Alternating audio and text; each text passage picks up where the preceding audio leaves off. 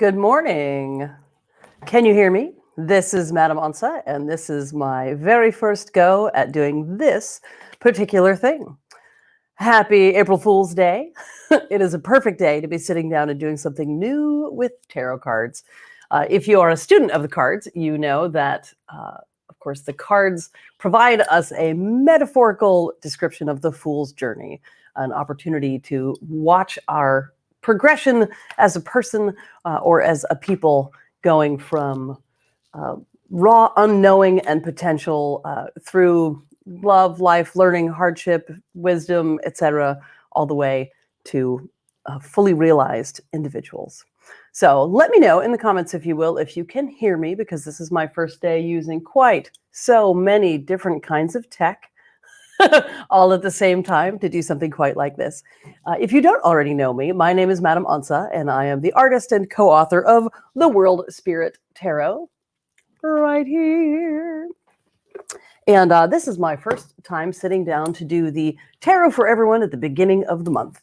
It is something I've been meaning to do for a while, and as I said, there couldn't be a better day than April 1st to undertake it. So what I have here is I have 3 different decks of cards, and they also have fun distinguishing items. We're going to call this deck, which is a version of the Rider-Waite-Smith deck, classic deck. For our purposes, we're going to call that deck number 1. Here's my deck with the pretty flowers on it. That is deck number 2. And over here we have the Light and Shadow. Good morning, Sako. Over here we have the Light and Shadow, which is a fantastic, it's a beautiful deck made by Brian Williams and Michael Gepford. And that's going to be deck number 3. So I will do a reading for all of the people from each of the decks. And I just encourage you to decide right now, think about which one might be the deck for you to help you pick some cards for the month. And in addition, if the artwork itself, the sort of feeling, the vibes don't do it, here we've got this beautiful stone. I honestly can't tell you what this is. It's a beautiful stone, sort of a palm stone that I've had around my house and home for a while, and it called to me this morning. So perhaps it calls to you, and that will help bring you to this deck. Of course, we have these lovely flowers, which were on our altar for the goddess of memory. I want to say that they are little pansies. We made some beautiful we've been making a lot of crafting with them. So that is my deck, which is the World Spirit Tarot. And over here again, we have that Rider-Waite. And we've got this really magnificently hefty 20-sided die. Hello, everyone. Good morning, good morning. It's me, Madam Onça. I'm so grateful to have you here. Let me know if you can hear me and everything is working, because this is the first time I've done this. Look, it's Dave, Steve, Dave, and Sako and Joe. Welcome. Good morning, everybody. So we're going to read some cards. So once again, we've got deck number 1, a deck number 2, and deck number 3. Why don't I go ahead and just roll a couple lucky numbers. If anybody out there is a person looking for numbers, let's see. Write them down. We got a 14. I have to tell you, this giant metal die is very satisfying. We got a 9. Think about April 1st, the perfect day for the Fool's Journey. 17. We're going to pull 2 more numbers. Hello, Ocean. A 1. And I'm going to pull 1 more. Roll 14. So there's some lucky numbers for you. I hope somebody wrote those down, because I have my hands full. Speaking of Fool's Journey, if you are a friend or fan of mine or the deck, you may be aware that my partner is actually the jester of a castle in England, and so making him a bona fide fool. And he is, in fact, engaged in a 20-hour drive across the country today. So again, perfect day for a fool's journey. Join me in sending him good vibes to get there safe and sound. 14 popped up twice. Thank you, Samantha. That's uncanny. I didn't even notice. I was too busy with the multitasking. So we're going to pull some cards, and again, decks 1, 2, and 3. I will describe the way that I like to read cards. I like to explain what the cards are and what they're saying. It is a pedagogical style. So if you are interested in learning about cards, you will. If you don't really want to hear about that, you can sort of phase out for a minute and think about other things and come in towards the end, and I will give you a summary. It's just the way my brain works, and years of teaching have made me eager to share what I know. So we're going to start with deck number 1, which means I'm going to move my friends here to the side.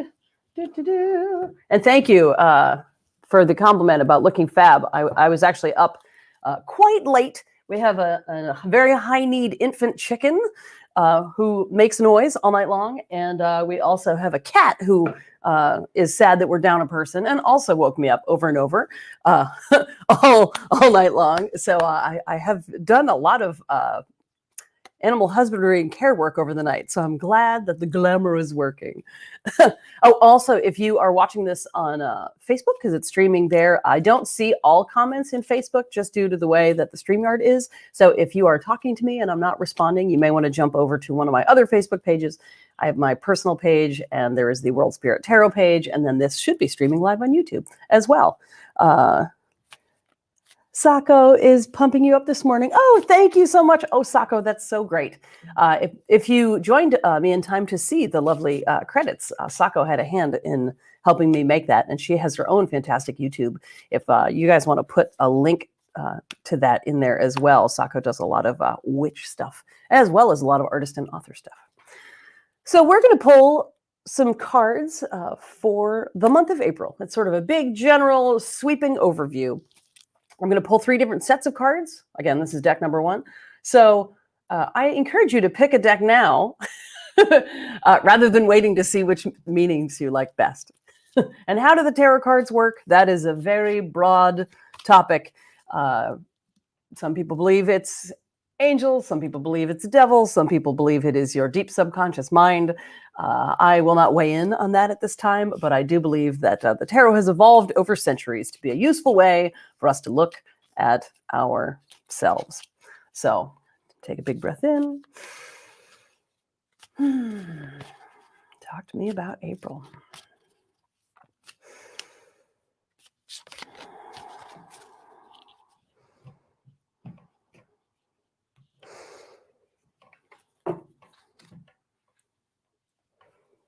It is my habit to feel over the cards as I was taught.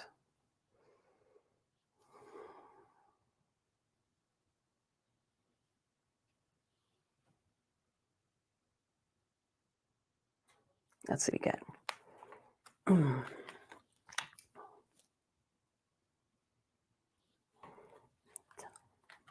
Let's see. And let's see. I'm going to start with 3 for now, just to make sure that I have everything in hand. So, the Magician. How nice. The Queen of Swords. And I will move these where you can see them a little better. And the Wheel of Fortune. So for those of you that may be keeping up at home and are interested in the structure and the history of the cards, there are 5 different kinds of cards in a deck.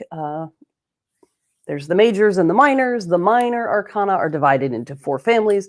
Those 4 families are analogous to modern playing cards. So there is something like spades, and there is something like diamonds. Basically, we have 4 suits that we call the minors. So what is noticeable here is that we have 2 of the big cards. We have proportionally a high number of high drama excitement cards. I will say these are really nice cards. So when I say drama, I just mean they are like leading lady, leading man type cards, but not that they are fraught. I got those cards for someone last night. So we see here the Magician card is a very powerful card. It comes up to suggest that you are moving into a time where mastery of self is both possible and possibly necessary. We see them with their arms just so, as above, so below. They are speaking about the way that the patterns in life repeat themselves, in the macro and the micro scale. The Magician has before them all of the sort of tools of the tarot. There's the swords, and there's the wands, there's the pentacles and the cups. There's the lemniscate, which of course is a traditional symbol of infinity. You may be aware of it also as in the form of the Ouroboros, the snake that bites its tail. They have all the tools in front of them to suggest that they are highly capable and that you yourself, moving into this time period, shall be highly capable.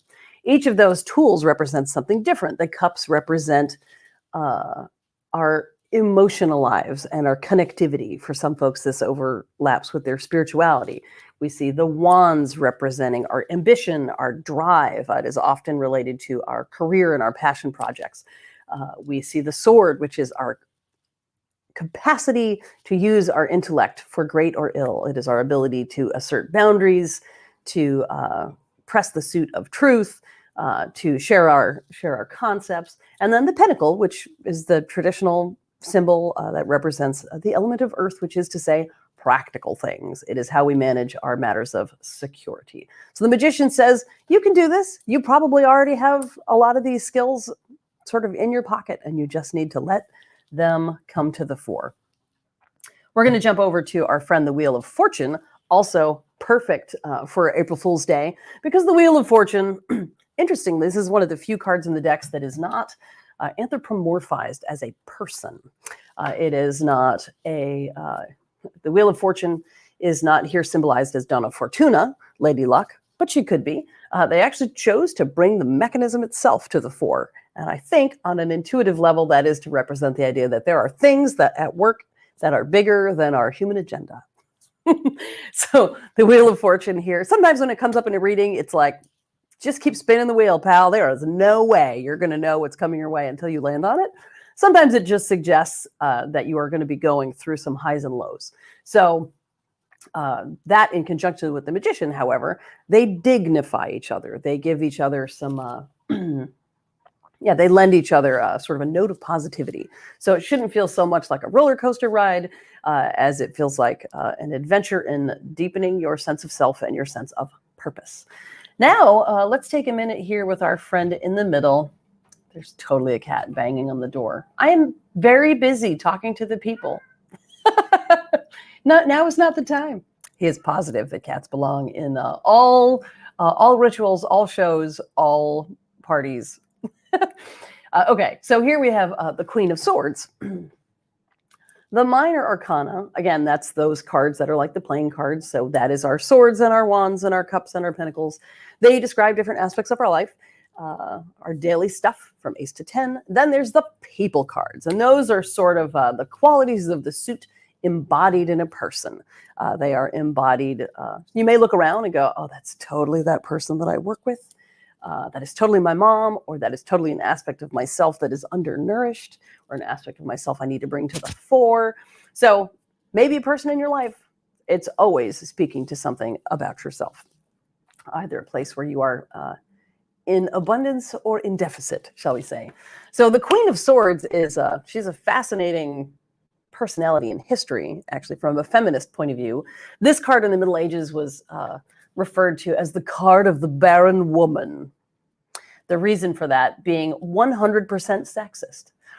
If swords here represent for our purposes the qualities of logic, intellect, flowing out from these notions of intellectual giant into leadership, well, a woman who has those qualities must not be a woman at all, right? There's this old bit of logic in there, like, they must be unable to fulfill basic female obligations, right? You can't be smart and like be a parent. So you can see that we basically take this very lovingly and go, history is interesting, and throw that bullshit right out the window. This card has come in the last 100 years or so, rather than meaning that, it does refer to powerful qualities of leadership. You can see she is looking over a giant vista. So it is a card of the broad perspective. I like to say that this is the card of the hacker, the person who can see the entire system. So when this card comes up, her great strengths, again, this could be something in yourself, people who chose pack number 1, or someone in your environment. This card comes up to describe the awesome parts and the challenges of leadership, particularly for people who are identified by others as female. Because often, if you have strong opinions and you are willing to defend them, those people, you might find yourself gaslit. You may find yourself characterized as bossy or bitchy.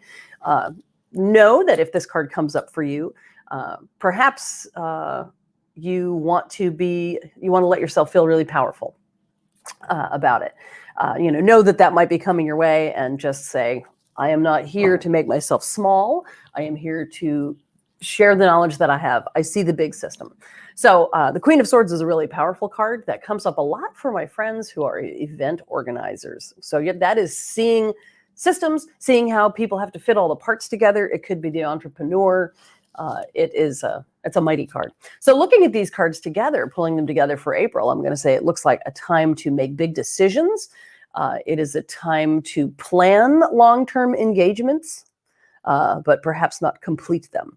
The reason for that is you're doing the due diligence. You're trying to make plans, figure out all the moving parts. But that Wheel of Fortune suggests that there may be some forces at work that are going to make it hard to pin down the smaller bits. So being a little more type A may be useful, which is to say, like trying to be very organized, trying to see the big picture and not get caught up in the small things may be a great survival tool for you during this time. And overall, it looks great. So if you are a person who is interested in the pack number 1, that's what you've got. Okay, let's see what's next. If you have any other comments or questions, throw them up and I will try to catch them. Being mindful to keep them on, the topic of tarot-y things. See, we've got that. Now, we're going to use deck number 2, which is my deck of cards. I made this in conjunction with Jessica Juca-Godino. We had a study group many years ago where we met every week for years to study tarot, and we made such copious notes that there came a time to write a book. And I was making a deck for my own purposes at that time, and together it all turned into this project, which has continued to have life. I'm very happy to say my deck was committed to being inclusive in terms of gender, geography, cultures, body type, all of these things, kind of before that was cool. So if you are interested in getting some cards pulled for the month from deck number 2, you just let me know. Also feel free, if you're so inclined, by all means, feel free to throw me a tip there in the Venmo or PayPal if you enjoy this sort of thing. You can join me on Patreon, where I do other tarot and art related stuff. I also have a variety of classes coming up. I'm teaching workshops through April. Just gonna throw those on the ground. Boop. Here I am. Okay. Take a big breath in with me if you were thinking about deck number 2. I really appreciate y'all being here to witness my learning curve.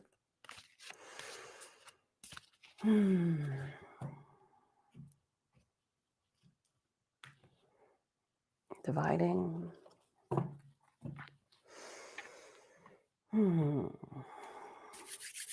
If you feel like the cards are not, oh, thank you, Petite Jamila. I'm going to put that comment up. She said, my hair looks amazing. Coming from her with her fancy getting pretty business, getting dressy with Jessie, that means a lot. Thank you. I feel like a show dog, like I should be jogging around the agility course. If you're working with your cards and you feel like you don't have a lot of energy in your hands, then I find that rubbing them together can help. You can rub them on your knees if that helps as well. I often will actually rub the center where you might imagine that the eye in your palm would be, to bring some energy there.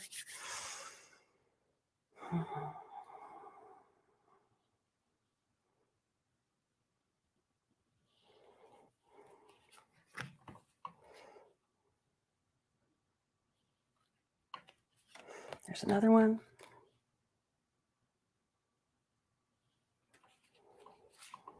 Great. Okay, let's see what we've got. Okay. Boom. Ooh, the Empress, the 10 of Wands, and Justice. We are getting an abundance of big cards. There are no, just as with in acting, there are no small roles, but there are certainly roles that take up more of the sort of bandwidth. That is true with the tarot cards as well. The major cards are not more important, but they sure do shout. They're like the easy read emojis of the tarot world. So here we have tarot. We have the Justice card, we have the Empress card, and we have the 10 of Wands. So this is for the folks that picked pack number 2 as your cards for April. The 10 of Wands is a card. I'm going to hold that up a little closer. Wands are passion, drive. They are your workload. They may be your bucket list if you're the kind of person who just likes to do the most. In this card, we see a figure sort of huddling in the corner. There's a sunset or sunrise blazing behind them as in a heavy sky, as if there perhaps had been a storm. And there are wands falling down. This is the card of burnout, my friends. So if you have been doing too much, or you're the kind of person who habitually does too much, this card is saying, consider your choices for the month of April. Again, wands are for the person who says yes to every responsibility, who wants to be a pillar of the world, for the doers, for the achievers. But there is such a thing as taking on so many responsibilities that you lose a grip on the whole thing, and that's what this card is about. So it's about burnout. It doesn't mean that you have to get burnt out, but it does suggest that you want to be aware that may be the consequence of your choices. Now, the other cards are really great. Not to imply that that isn't, but we will contextualize that. The Justice card tends to come up.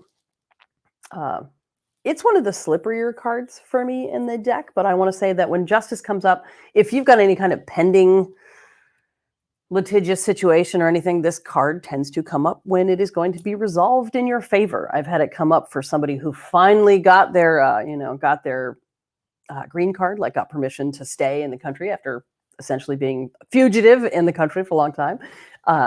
So this card can come up for that. It can be about the, resolution of like a custody matter, or those parking tickets, or that trouble that you're having because your unemployment filing situation for the last year has been pure drama because it wasn't designed for the gig economy worker. When the Justice card comes up, it often means that you are looking to some peaceful resolve when it comes to that sort of thing.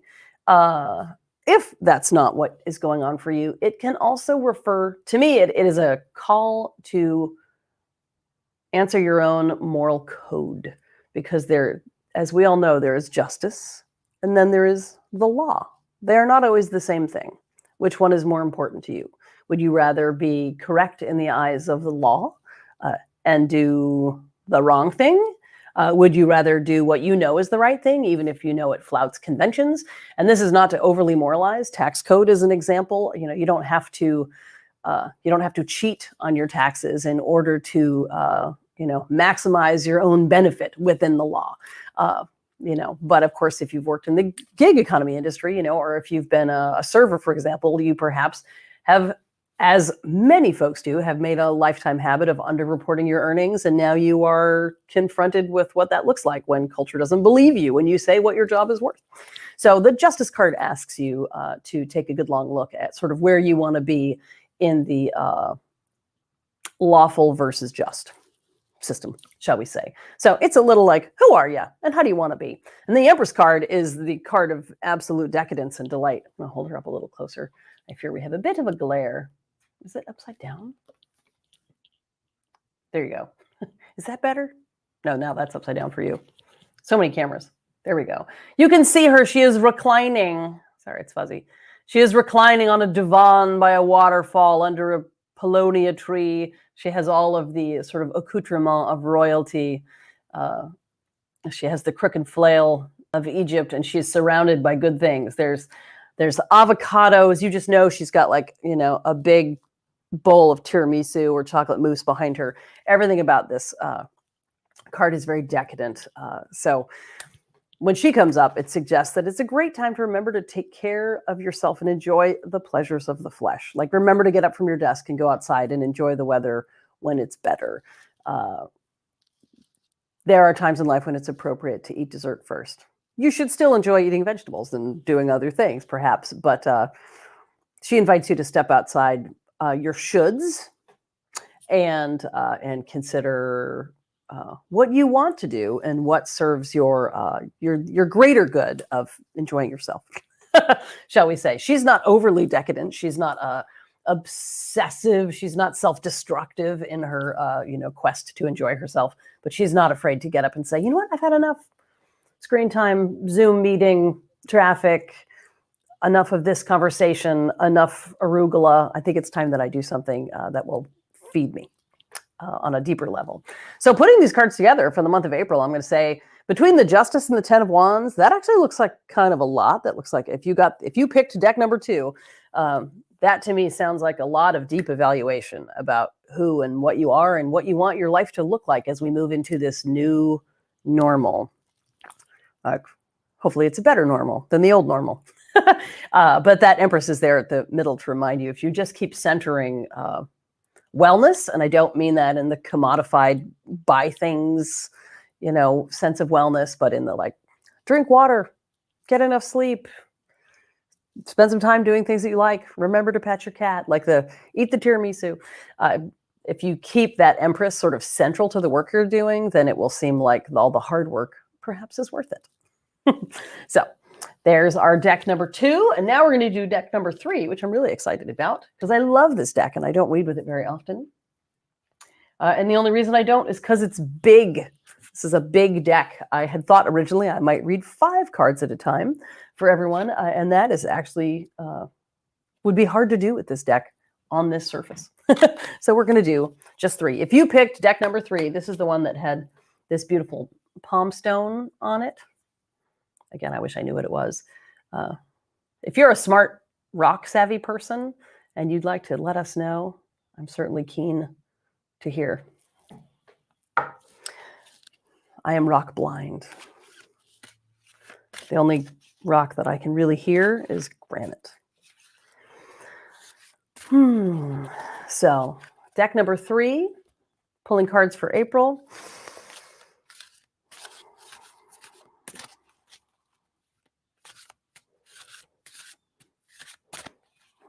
Yeah. There is a convention with these sort of readings to do readings that are, for example, like career related or relationship related and that kind of thing. Let me know if there's an interest in that sort of thing. I don't see this needing to be more than an hour and a half long in general, but I do want to meet as many people's needs as I can. All right. See how gingerly I'm shuffling these cards? Because even for my hands, they are big.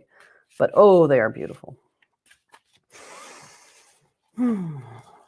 Divide in 3. I'd like to give a shout to my Patreons who are in here in the stream, folks who have helped to keep me and my family afloat by supporting the arts during the pandemic. Thank you. Okay. Deck number 3, 3 cards for April.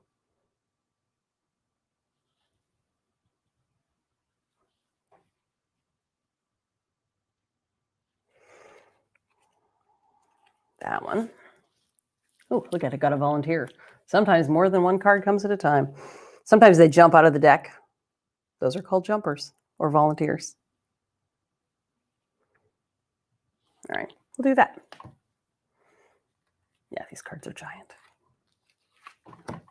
When this deck first came out, it came out just before mine did. Excuse me. And I was so intimidated because the quality of this art, as you're about to see, is so good. And it is also, hello, Reverend Tommy. And this art is also block printed like mine. But again, you will see that, I thought, oh no, everything's been done. But this is a very different thing. Oh my. Wow. Holy cannoli. Whoever you people are that picked deck number 3. See how big these cards are? Maybe I'll hold them up to the screen so you can look at them more intensively. When you get this many people cards in a reading, ask yourself, how many people are trying to run your life right now? Is it just that you're stir crazy because you've been either working with the same people without any dilution by interactions with other people through the pandemic, or have you been like holed up with the same people?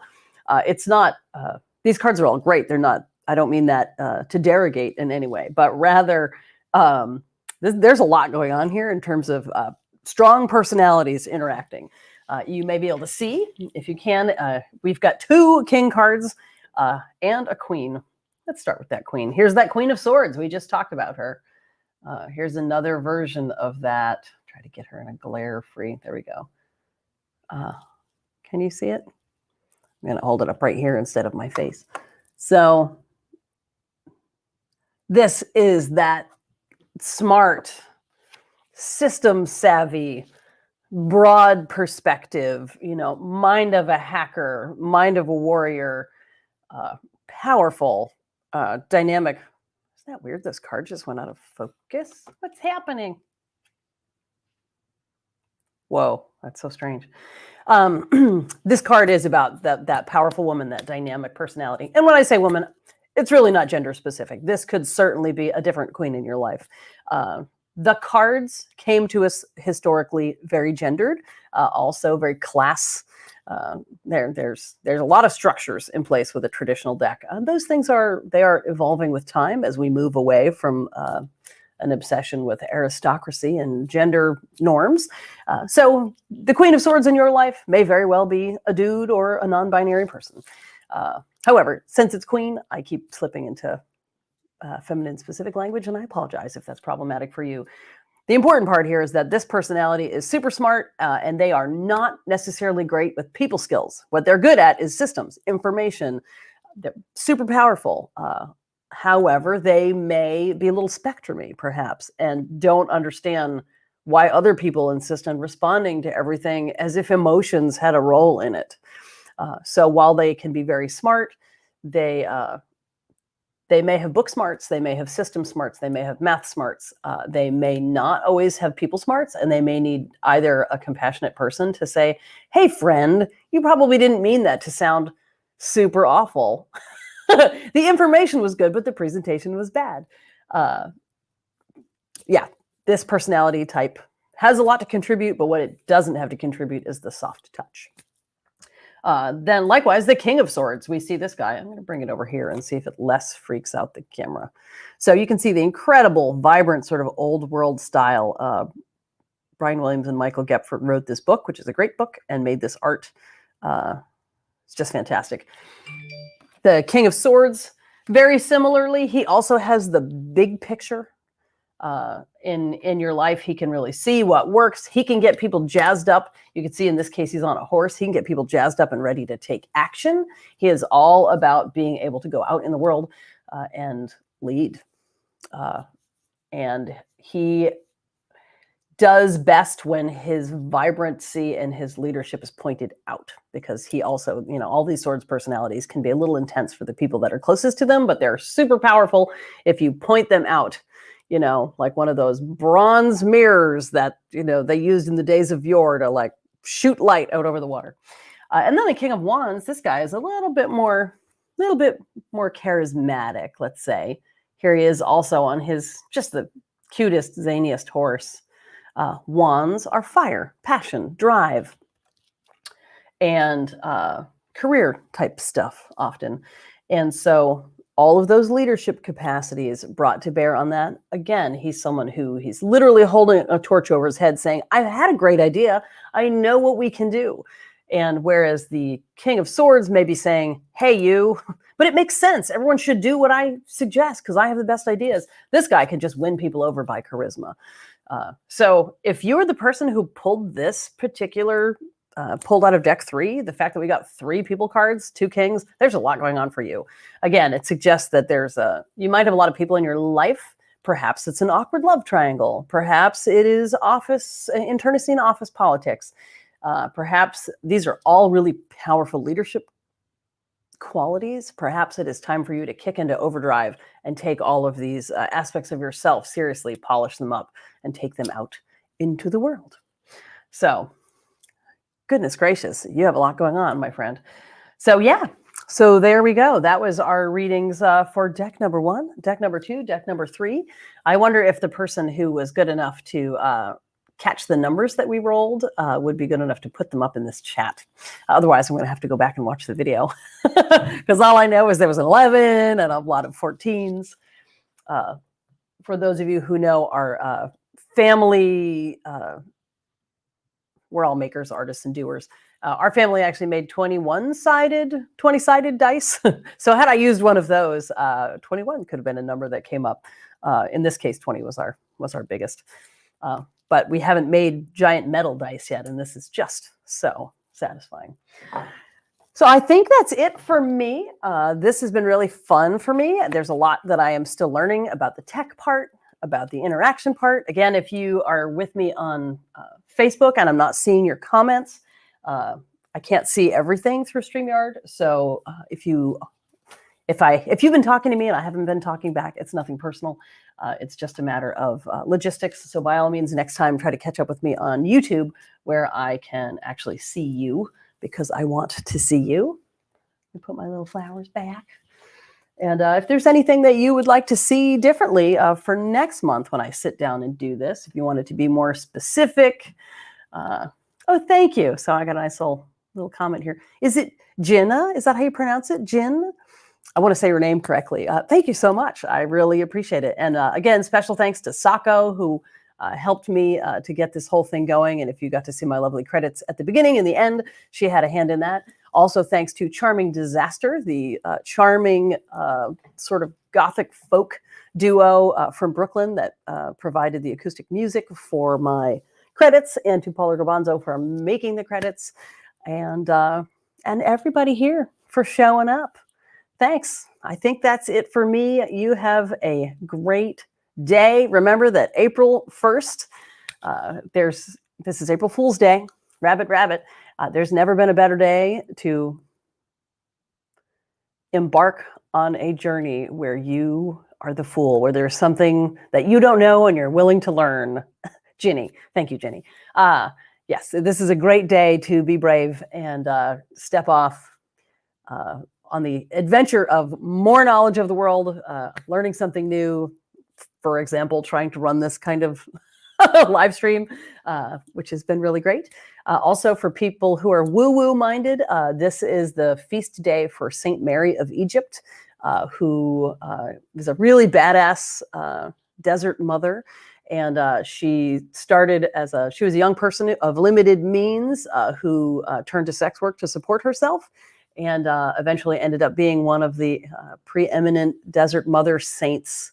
And the images of her and the old icons are incredible. Her hair kind of looks like this, except it goes all the way down to her knees. She's like a crone Lady Godiva. She's got long white dreadlocks that go all the way down. So I encourage you to enjoy the feast day of Saint Mary of Egypt and look up some images of her, because she's pretty awesome. So that's it. Thank you, everybody. Let's see if I can figure out this outro. Bye. I think it's this one.